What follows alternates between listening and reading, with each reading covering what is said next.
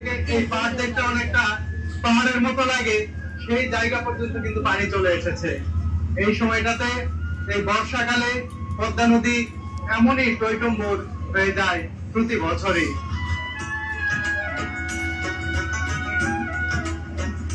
প্রতি বছর এই সময়ে ফারাক্কার সবগুলো জলপ্রপাত খুলে দেয় এমন পরিস্থিতির সৃষ্টি হয়। রাশি রাশি জলের তোড়ে উত্তাল হয়ে ওঠে নদী, বন্যায় আর ভাঙনে দিশেহারা হয়ে পড়ে বিস্তীর্ণ জনপদের মানুষ। আর শুষ্ক মৌসুমে যখন পানির অভাবে জলবায়ু গ্রাস করে এই অঞ্চলকে, তখন ফারাক্কা থেকে পাওয়া যায় না ন্যায্য হিস্যার পানি। ওইরকম কোনো ঢেউই নেই, শুধু স্রোত। কিন্তু এখানে এসে দেখলাম মোটামুটি ভালোই ঢেউ, ভয়ঙ্কর না। যেটা দেখলে একেবারে এর আগে দু একবার এরকম হয়েছিল যে একেবারে ভয় পেয়ে গেছিলাম, যে ভেবেছিলাম যে আজকেই মনে হয় আমাদের সলিল সমাধি হয়ে যাবে। সেই রকম পরিস্থিতিতে আজকে নেই, তবে মোটামুটি উত্তাল নদী একেবারে, যেহেতু ভরা নদী আর আকাশ একটু খারাপ আছে, মেঘলা বাতাস বইছে। ভালো লেগেছে করুণ ভাই একটা কথা বলেছে কিছুক্ষণ আগে, বলছে যে এটা কোনো ঢেউ হলো ভাই, নৌকা একটু না দুললে কি ভালো লাগে বলছেন। তো তার কাছে কিছুই না, কিন্তু আমাদের কাছে অনেক কিছু। সেটাই হচ্ছে বিষয়। তারা সংগ্রাম, কিন্তু তাদের জন্য কোনো বিষয় না। তারা এরকম ভরা পদ্মায় যেমন ছুটে চলতে পারেন, একেবারে তুফানের মধ্যে ছোট্ট ডিঙ্গি নৌকা নিয়ে তুফানের বেগে যেতে পারেন, তাদের কলিজায় ভয় ডর বলতে কিছু থাকে না। আবার শুষ্ক মৌসুমে বিস্তীর্ণ চরের উপর দিয়ে হেঁটে দীর্ঘ পথ তারা যেতে পারেন নির্বিঘ্নে, মালামাল বোঝা দাবি করে নিয়ে।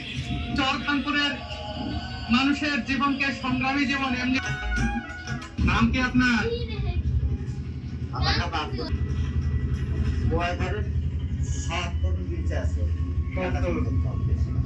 অসুস্থ আপনি নাকি?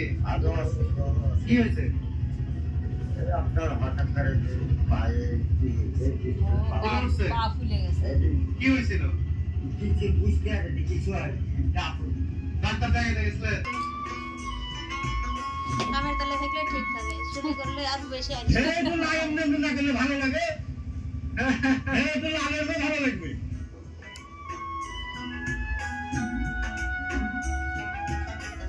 আমরা তো ওই ইন্ডিয়ার ভিতর দিয়ে যাবো নাকি? না, ইন্ডিয়ার ভিতর দিয়ে যাবো না। এই ভরা বর্ষায় আর যাওয়া লাগে না, না কম সরাসরি। কিন্তু ভরা মৌসুমে চরখানপুরবাসীর হাঁটার কষ্ট থাকে না বটে, থাকে ভাঙনের আতঙ্ক। আজিজুল ভাই অপেক্ষা করছেন আমাদের জন্য। সকাল থেকে বেশ কয়েকবার তিনি ফোন দিয়েছেন, ভাই কতদূর, ভাই কতদূর। আমি তখনও বাসা থেকে বেরই হয়নি, আমার বোনের বাসায় ছিলাম। ঘুম থেকে উঠে ব্রাশ করছি, হালকা হচ্ছি, তার মধ্যে 2-3 ভাগে তাহলে নৌকা এখানে ঝামেলা করবো, অর্থাৎ তাদের ফ্যান ভেঙে যেতে পারে, তলা আটকে যেতে পারে। হ্যাঁ আজিজুল ভাই, ওই যে কোরবান ভাইয়ের নৌকায় আসতেছি। 8-10-15 মিনিট লাগবে। করুন ভাই, বন্ধ হয়ে গেল কেন নৌকা? ওই যে ফ্যানের হেডশট আছে। আজিজুল ভাই বলছে দেখতে পাচ্ছি, ওই যে চর। আচ্ছা দাঁড়ান, আসতেছি। এই যে দেখুন বন্ধুরা, আমি যখন আজিজুল ভাইয়ের সাথে কথা বলছিল নাকি, তখন এই ফ্যান বন্ধ হয়ে গেছে আর কি, ওটা চরের বালিতে ভাঙেনি। এখন আজিজুল ভাই বলছেন যে তিনি আমাদের নৌকা দেখতে পাচ্ছেন।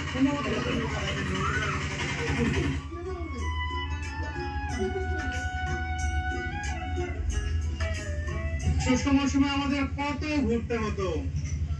ওই যে অনেক দূরে, এখান থেকে প্রায় 4-5 কিলোমিটার দূরে হবে, 4 কিলোমিটার তো হবেই অবশ্যই। এই দূরে ওই দিক দিয়ে সীমা দিয়ে এই চরখানপুরে আসতে হতো।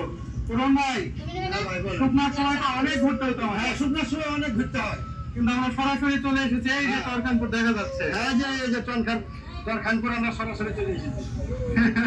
আর সেই সময় এই যে 4-5 বছর দূর দিয়ে ঘুরতে হয়।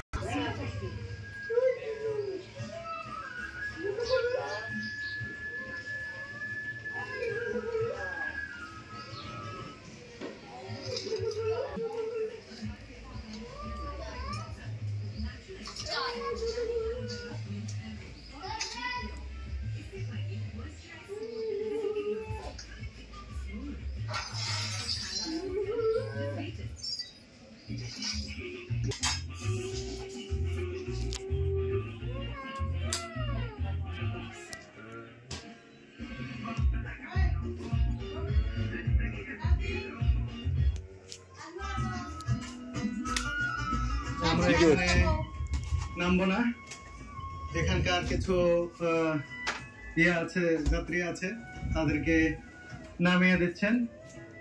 এই যে দেখুন, আমাদের আরো সামনে যেতে হবে। এটিও চরখানপুর। চরখানপুরে এখন যার বাড়ি যেখানে সেখানেই তারা নামছেন।